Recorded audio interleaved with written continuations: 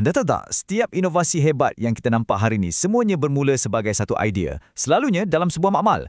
Hari ini, kita akan ikut satu perjalanan yang sangat menarik, perjalanan idea-idea cemerlang dari universiti-universiti di Malaysia, dan kita akan lihat macam mana ia diubah menjadi sesuatu yang sedia untuk pasaran. Pernah tak anda terfikir, kita ada begitu banyak penyelidikan yang hebat-hebat berlaku kat universiti kita? Tapi, macam mana kita nak bawa semua hasil kajian ni keluar dari Menara Gading tu dan tukarkan ia jadi sesuatu yang betul-betul boleh bagi impak pada masyarakat dan juga pada ekonomi kita? Inilah sebenarnya cabaran yang URIS 2026 cuba selesaikan. URIS ni singkatan untuk Sidang Kemuncak Pelaburan Inovasi dan Penyelidikan Universiti. Ia satu inisiatif yang memang direka khas untuk jadi jambatan yang menghubungkan dunia akademik dengan dunia industri. Cuba bayangkan URIIS ni macam seorang matchmaker profesional. Misinya sangat jelas. Dia nak temukan para penyelidik di universiti yang penuh dengan idea-idea bernas dengan pihak industri yang sentiasa tercari-cari inovasi besar seterusnya untuk dilaburkan. Satu padanan yang sempurna kan? Okey, so macam mana URIS buat semua ni? Ini bukan acara sehari je tau. Sebenarnya, ia adalah satu strategi sepanjang tahun yang dirancang dengan sangat teliti. Jom kita bedah siasat setiap langkah dalam plan induk ni. Kalau kita tengok garis masa ni, nampak jelas perjalanannya. Ia bermula dari November 2025 lagi dengan bengkel-bengkel pra-sidang kemuncak. Kemudian, ada fasa rundingan industri yang intensif selama 9 bulan. Kemuncaknya, tentulah pada sidang kemuncak URIS pada bulan September. Tapi, ia tak berhenti kat situ. Lepas tu, ada lagi fasa penjejakan untuk pastikan setiap pelaburan dan kerjasama tu betul-betul membuahkan hasil. Jadi, nak mula dari mana?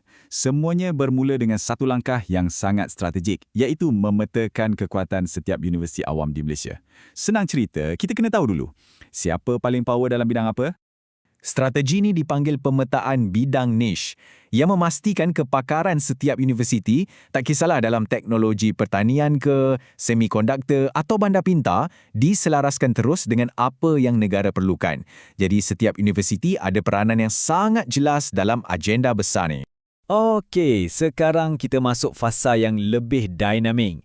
Di sinilah di mana idea-idea mentah tadi mula dibentuk, digilap dan diasah sampailah ia cukup tajam untuk menarik minat para pelabur. Proses ni digerakkan melalui siri dialog inovasi dan pelaburan di seluruh negara. Ia bukan mesyuarat biasa, ia menghimpunkan semua pemain utama dari universiti dan industri duduk semeja di bawah satu bumbung. Kita mulakan jelajah kita di Pulau Pinang, hub teknologi tinggi negara kita.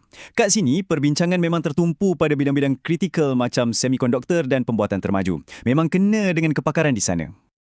Lepas tu, kita bergerak pula ke Kuala Lumpur. Fokusnya berbeza. Perbincangan beralih kepada masa depan pembangunan bandar dan ekonomi digital. Topik-topik macam bandar pintar dan fintech jadi agenda utama. Dan kemudian kita ke Johor, di mana skopnya berkembang lagi. Perbincangan menyentuh isu-isu penting macam tenaga lestari, teknologi hijau dan juga teknologi pertahanan.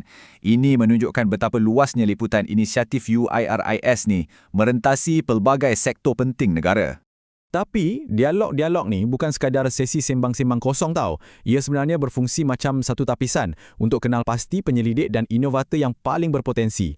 Mereka yang terpilih ni kemudiannya akan dihantar ke kem latihan khas. Jadi apa yang jadi dalam kem latihan ni? Ini bukan kelas teori, sangat praktikal. Para penyelidik diajar macam mana nak terjemahkan penemuan saintifik mereka kepada penyelesaian untuk masalah industri yang sebenar. Mereka belajar bina model bisnes untuk deep tech, iaitu inovasi canggih, belajar fikir macam seorang pelabur, dan yang paling penting, asah cara mereka bercerita dan bentangkan idea. Dan hasilnya? Kita dapat penyelidik yang bukan saja genius dalam amal, tapi juga fasih bercakap dalam bahasa bisnes dan pelaburan. Mereka ni sekarang dah betul-betul bersedia untuk naik ke pentas yang lebih besar, arena pembentangan URIS 2026. Dan pentas terbesar itu dah tentulah acara kemuncak URIS sendiri. Lepas berbulan-bulan buat persediaan, inilah masanya di mana semua pihak berkumpul dan perjanjian sebenar mula terbentuk. Detik yang dinanti-nantikan. Cuba tengok agenda untuk acara utama ni. Memang padat dan serius. Penuh dengan sesi-sesi penting, ada ucap tama dari kementerian, ada panel perbincangan yang libatkan CEO-CEO terkemuka. Ini bukan persidangan biasa. Ini adalah medan di mana keputusan-keputusan besar dibuat. Inilah dia, a moment of truth. Di sinilah semua potensi bertukar menjadi realiti, di mana memorandum persefahaman ditandatangani dan komitmen pelaburan yang sebenar dibuat secara rasmi. Inilah hasilnya.